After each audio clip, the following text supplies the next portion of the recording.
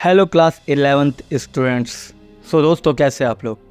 दोस्तों इससे पहले मैंने आप लोगों को मेसोपोटामिया सभ्यता का फर्स्ट पार्ट करा दिया था, जिसमें मैंने लगभग आधे से ज़्यादा चैप्टर बता दिया था। आज हम इसका सेकंड पार्ट करने जा रहे हैं, और अगर आपने प्रीवियस वीडियो नहीं देखी है तो पहले जाकर आई बटन पर क्लिक करके आप प्रीवियस वीडियो देख लीजिए, तब आपको ये चैप्टर समझ में आएगा। ठीक है। और इस चैनल पे मैं आपको हर एक चैप्टर, चाहे वो पॉलिटिकल साइंस हो, हिस्ट्री हो, इंग्लिश हो, सब समझाने जा रहा हूँ। और अगर आपने अभी तक सब्सक्राइब नहीं किया चैनल तो पहले वो कर दीजिए और बेल आइकन दबा लीजिए, और किसी भी तरह का कोई भी डाउट हो कमेंट बॉक्स में पूछ लीजिएगा। ठीक है। तो चलिए आज का टॉपिक देखते हैं कि आज का टॉपिक हमारे सामने क्या है। आज हम करने जा रहे हैं साहित्य और विचार। देखिए, इससे पहले हमने धर्म और आध्यात्मिकता पढ़ ली थी। अगर आपने नहीं देखा तो पहले वो देख लीजिएगा। ठीक है। तो आज हम पढ़ने जा रहे हैं कि उस समाज के अंदर साहित्य कैसा था और विचार कैसे थे। ठीक है। देखिए, जैसे कि हम सब जानते हैं कि हमारे यहाँ भी महाकाव्य रहे होंगे।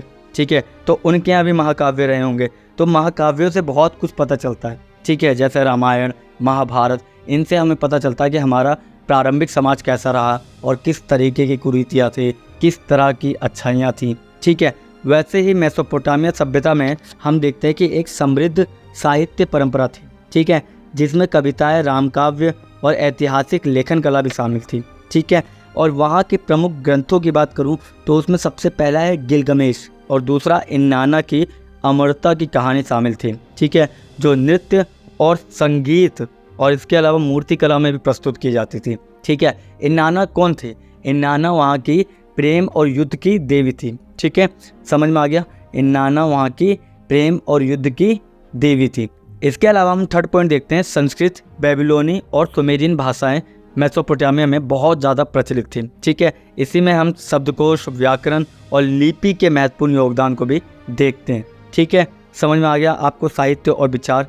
मैं फिर से आपको बता दूं कि मैं आपको इसे डीप लेकर नहीं जा रहा, बस अभी मैं आपको ऐसे करा रहा हूँ जैसे अगर आपने पहले अपने ट्यूशन सेंटर में पढ़ा हो या फिर स्कूल में पढ़ा हो, तो आपको एक तरह से ये चैप्टर समझ में आ जाएगा। ठीक है। या फिर आप खुद भी सेल्फ स्टडी से पढ़ रहे हैं तो समझ में आ जाएगा। अगर आप मुझे बोलेंगे सर डीप में पढ़ाइए तो मैं आपको डीप में भी पढ़ा दूँगा। ठीक। चलिए, तो ये था साहित्य और विचार, जहाँ पे मैंने बताया कि वहाँ महाकाव्य से ज़्यादा हमें पता चलता उस समाज के लिटरेचर के बारे में। ठीक। इसके अलावा इन्नाना के बारे में हमने पढ़ा, बेबीलोनी सभ्यता, सुमेरियन भाषाएं, इन सब के बारे में हमने अभी जस्ट पढ़ा। ठीक है। चलिए, तो नेक्स्ट टॉपिक देखते हैं क्या है हमारे सामने।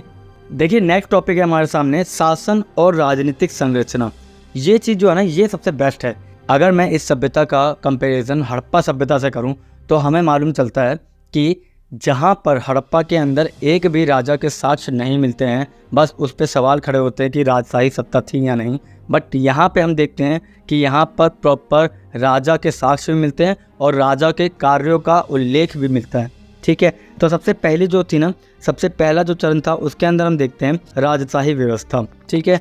मेसोपोटामिया में राजा या शाह के नेतृत्व में एक प्राचीन राजशाही व्यवस्था चल रही थी, यानी कि मेसोपोटामिया में राजा थे। दूसरा जो है वो भौगोलिक प्रदेश है, और अगर मैं भौगोलिक प्रदेश की बात करूं तो देश को कई भौगोलिक प्रदेशों या क्षेत्रों में विभक्त किया गया था, जिन पर स्वतंत्र शासकों का शासक था।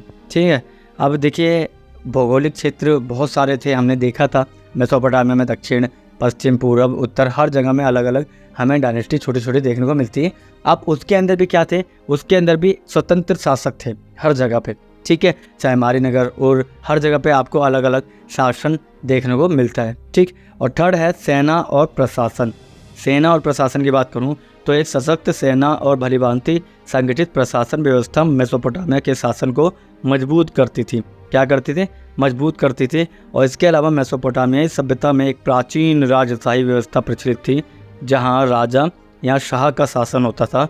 देश को कई भौगोलिक प्रदेशों या क्षेत्रों में विभक्त किया गया था, जिन पर स्वतंत्र शासकों का शासन था। एक सशक्त सेना और संगठित प्रशासन व्यवस्था मेसोपोटामिया के शासन को मजबूत करती थी। ठीक है। देखिए, कोई भी अगर आपको सत्ता के बारे में पढ़ना है तो वहाँ पे ऑब्वियस सी बात है उसकी सेना बहुत मजबूत रही होगी, तभी तो सत्ता बहुत ज़्यादा दिनों तक रह पाई है। तो वैसे मेसोपोटामिया में भी हमें देखने को मिलता है। ठीक है। सो इन पॉइंट्स से आपको शासन और राजनीतिक संरचना का पता चलता है। चलिए, सो नेक्स्ट टॉपिक देखते हैं क्या है हमारे सामने। तो नेक्स्ट है मेसोपोटामिया सभ्यता के योगदान। देखिए मेसोपोटामिया सभ्यता के योगदान की अगर मैं बात करूं तो विज्ञान और तकनीकी योगदान बहुत ज़्यादा रहा। मैंने आपको बताया कि गणित के अंदर, खगोल शास्त्र और कृषि प्रौद्योगिकी में इनका महत्वपूर्ण योगदान था। ठीक है, इन्होंने चाक चलित पहिया, जल प्रवाह प्रणाली और अस्त्र शस्त्र विकसित किए। तो हम देख रहे हैं कि विज्ञान और तकनीकी रूप से मेसोपोटामियन लोग बहुत ज़्यादा डेवलप थे। ठीक है, तो सेकंड पॉइंट है वाणिज्य और व्यापार। देखिए वाणिज्य और व्यापार तो करेंगे क्योंकि हम खुद जानते हैं कि वो जो एरिया था वो कृषि के लिए अच्छा एरिया नहीं था। तो वहाँ पशुपालन होगा, और पशुपालन जब होगा तो वहाँ पे व्यापार ही ज़्यादातर देखने को मिलेगा, क्योंकि एक चीज़ के बदले दूसरी चीज़ यानी बार्टर सिस्टम देखने को मिलेगा हमें। ठीक है, तो वहाँ का जो व्यापार था ना वो बहुत ज़्यादा समृद्ध था। व्यापार मार्गों को विकसित किया गया, विभिन्न क्षेत्रों के साथ संबंध स्थापित किए गए। ठीक है, थर्ड है कला और किंवदंती। ठीक है, कला मूर्तियाँ जो है बहुत ज़्यादा फेमस थी। आप लोग अपनी किताब ओपन करेंगे तो उसके अंदर आपको मूर्तियाँ भी देखने को मिलेगी। तो वो समाज ना मूर्तियाँ बनाने एक्सपर्ट था। ठीक है, आप खुद देखिएगा कि उस समय टैबलेट्स का यूज़ हो रहा है, मिट्टी के चीज़ों का बहुत ज़्यादा यूज़ देखने को मिलता है, चाहे मेसोपोटामियन सभ्यता हो चाहे हड़प्पन सभ्यता हो। ठीक है, सारी सभ्यता में आपको मिट्टी की चीज़ों का यूज़ बहुत ज़्यादा करने को देखने को मिलता है। ठीक है, चलिए फोर्थ पॉइंट है धर्म और दर्शन। मेसोपोटामियाई सभ्यता के अंदर सबसे बड़ी बात और ख़ास बात यही है कि वहाँ के मंदिर देखने को मिलते हैं, और उस मंदिरों से उस समाज की धार्मिक दृष्टि देखने को मिलती है कि उस समाज के अंदर धार्मिक दृष्टि कैसे थे, यानी कि धर्म कैसा था। ठीक है, वहाँ के मंदिर में पूजा किसकी होती थी, कौन सी देवता को इष्ट माना जाता था। ठीक है, हमने बात भी की थी, आपको पता ही है, चंद्रदेव के बारे में बात की थी, इन नाना के बारे में बात की थी, है ना, और शहर के अंदर, मारी शहर के अंदर मंदिरों के बारे में बात की थी। ठीक है, तो ये सारे जो है ना ये यहाँ की विशेषता हैं, और इसने आज के समाज को ये सारी चीज़ें दी है। आज के समाज में हम देखते हैं कलाकृतियाँ बन रही हैं, मूर्तियाँ बन रही हैं, मंदिर बन रहे हैं, मंदिर के बाद धर्म को और ज़्यादा फोकस किया जा रहा है, व्यापार देखने को मिलता है। ये सारा आज से 4-5 हज़ार साल पहले भी देखने को मिलता था। ठीक है, समझ में आ गया आप लोगों को कि मेसोपोटामिया सभ्यता के योगदान क्या रहे हैं समाज के अंदर। चलिए, तो लास्ट टॉपिक है हमारे सामने, लास्ट टॉपिक है निष्कर्ष और महत्व। ठीक है, तो देखिए इसकी अद्वितीय उपलब्धियाँ हैं, क्योंकि विश्व की सारी अमूल्य चीज़ें हमें देखने को यहाँ पे मिलती हैं, और आरंभिक आविष्कार भी यहाँ देखने को मिलता है। आज की डेट में जो मैथ की किताबें आप पढ़ रहे हैं ये लोग पहले ही पढ़ के छोड़ चुके हैं ये चीज़ें। ठीक है, तो ये सब इनकी क्या है, महत्व है, और इनका निष्कर्ष भी यही निकलता है। ठीक है, इसके बाद देखते हैं प्राचीन धरोहर। ठीक है, आज की डेट में आप उधर चले जाओ तो पता चलेगा कि हमारी संस्कृति यानी वर्ल्ड की संस्कृति कितनी गहराई में है।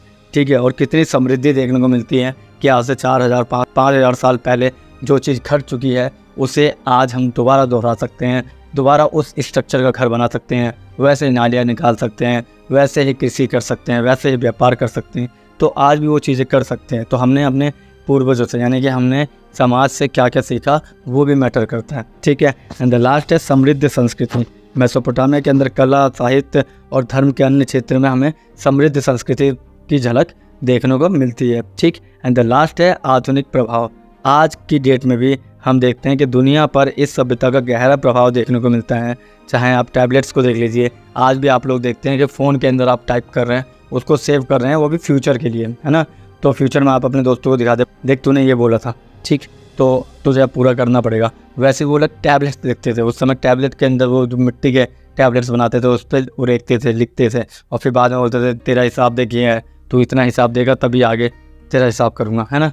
तो ये सारी चीज़ें उस समाज से हम सीखते हुए आए हैं। ठीक है, तो यही आपका निष्कर्ष है और यही सभ्यता का महत्व है। ठीक, सो ये था आपका मेसोपोटामियन सभ्यता। इससे पहले वाली वीडियो नहीं देखी है तो पहले वो भी देख लीजिएगा ताकि आपको ये दोनों लेक्चर समझ में आए। ठीक, तो मिलते हैं हम किसी और वीडियो में किसी और नए चैप्टर के साथ। तब तक के लिए चैनल को सब्सक्राइब करें, वीडियो को लाइक करें और दोस्तों को शेयर करें। ठीक, थैंक यू, धन्यवाद।